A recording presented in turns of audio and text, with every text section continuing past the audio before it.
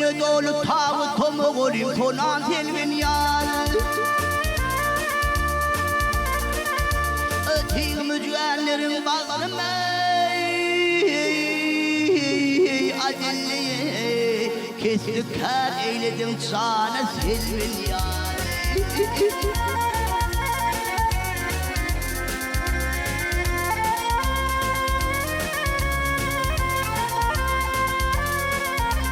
Dağların çerini avşır avlar Osman heyranı çemenini bağlar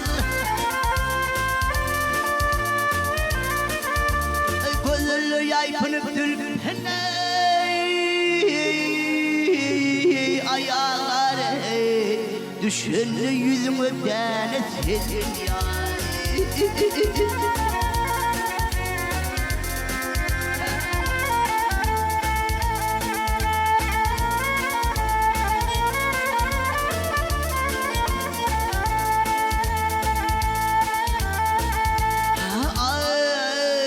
Şimdi al şarapları çeler Gülüp baktım kömül bende açılır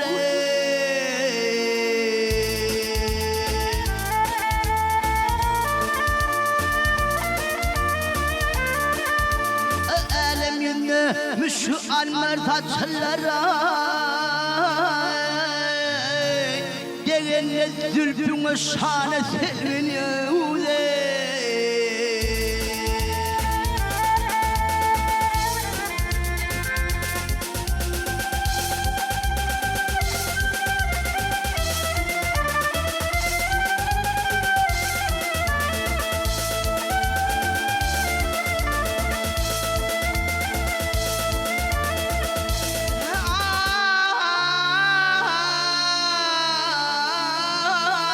Şan gelir, ruhum bilen kaydır gülbeni çiğnir her yanı utere.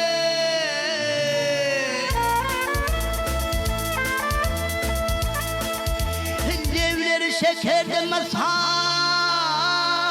kavtere. Emsemlerin kanı kanı selven yahude.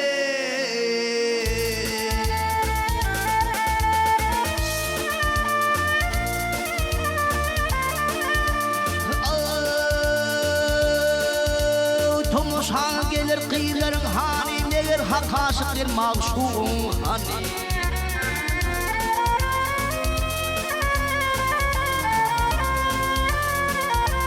Ceyranı Turani hedire Beytsaniye Hemra kurban bulur sana sevin ya